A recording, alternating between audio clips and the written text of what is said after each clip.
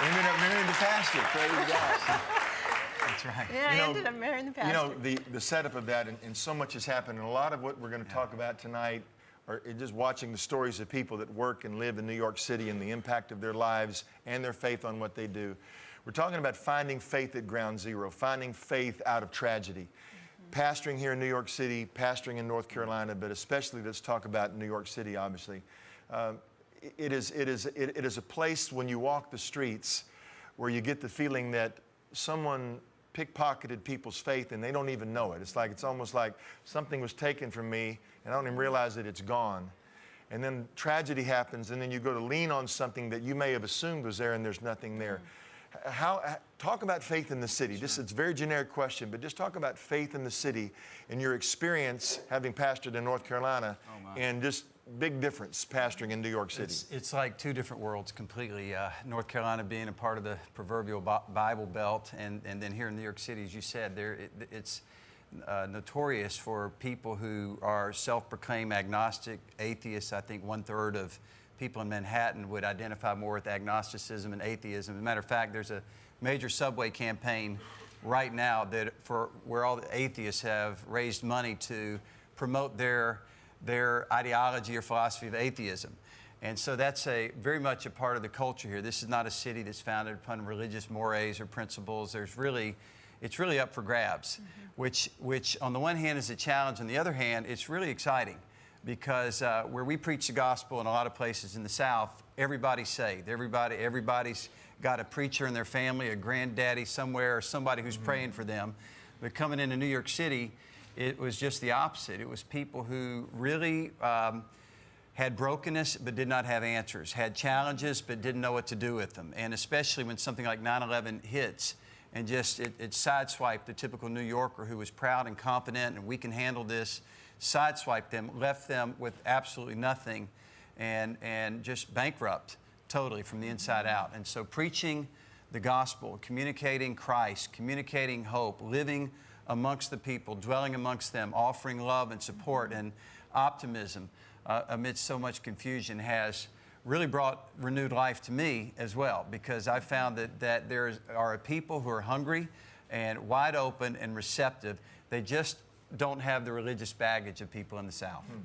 Now, Lynette, you do a conference every year called the Pure Life Conference. People from our church in Nashville and around the country migrate up here. Of course, they want to get the shopping in and do it all in a spiritual kind of reason, but yet it's a fantastic conference.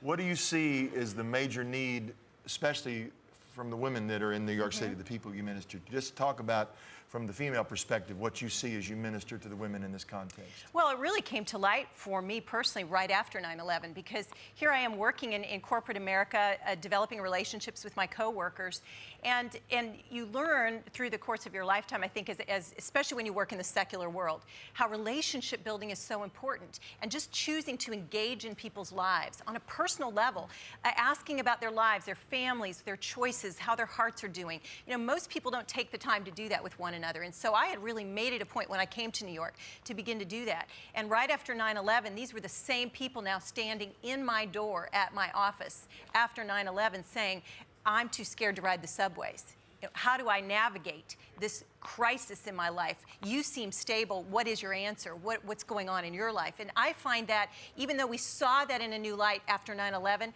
that's the case all the time in New York City. On the one hand, as Ron said, it's very dark. People are not have very little religious background. On the other hand, they're very open.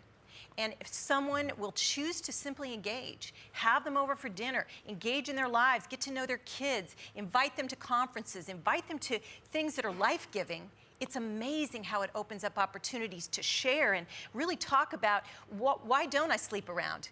Why don't I go out partying on Saturday night? Why? Because I've got a life-giving source in my life that doesn't demand that I do those kind of things. I've got more than that, and it really works.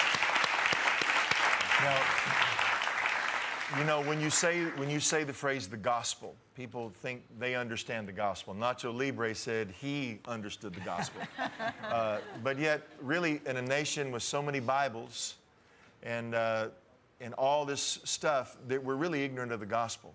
And so the gospel, what I love about what you do is you preach the gospel. And you talk about that there is a God, And not only that he is there as some impersonal force, but he is a very immanent, he's a very real God, he's a very near God. But then you explain that everything that you're missing, the gospel is that missing piece. I mean, it sounds simple to say, talk about the gospel, but that's really what we're doing. There's nothing greater. We have no great wisdom. We have no magic, rabbit's foot. There's nothing more basic nor more powerful than the gospel. I remember early on in the first few months of being here, there were about 15 Chinese scholars who I was invited into a classroom setting with them, and I heard the first pastor get up and try his best to explain the intricacies of faith and who is God and who are you. And he did it in a very intellectual way, and I understood it. I appreciated it. I was celebrating every word he was saying, but there was a disconnect. And when I just laid out what happened in my life, I just felt like God said, I don't have the intellect that they have, but what do I have? I have, by God's grace, I've got a story. I have a salvation experience from the inside out, and I know enough of the objective truth that God sent His Son who was born of a virgin, His Son who lived a flawless life, His Son who died on the cross as a sacrifice for my sinfulness, and I can't do it on my own. And that's the New York religion is we can handle it, we can do it, and it's such an overrated willpower. And I'm a big believer that my willpower is not enough to get the job done. And I don't think anybody's is enough to get the job done. If willpower was so real, then we would all be slim, trim, six-pack abs and own real estate with nothing down. We'd all would have it together. There'd be no reason for late-night self-help TV. And I've found out that the self can't help. And not me, not in an eternal sense. And so thinking about the gospel and in contradiction to all the other world religions and ideologies that are built around self-ability, the gospel is God's gift to us who cannot make it or do it on our own. We can't save ourselves. We can't achieve God consciousness. We can't climb up the ladder into the eternal consciousness. God came down in the form of a man, and it was foolish. He was a Galilean Jewish man. It's a foolish gift, a foolish package, born in a manger amidst animals. And yet God says, this is my Son in whom I'm well pleased. He will provide a salvation that is so great, that is so wonderful, that anyone with the lowest intelligence or the greatest intelligence can respond to that gospel. And so I shared that basic message with those 15 Chinese people, and they responded to the gospel. And it really started something in me as I began to minister in New York City. I felt like I don't have persuasive words of wisdom, but what do I have? I have confidence. My boast is in the cross of Jesus Christ. Amen. My boast is in what Jesus did 2,000 years ago. He did something objective. He did something historical. He did something magnificent. And today He's my hero. He's my Savior. He's my Redeemer. He's my all in all.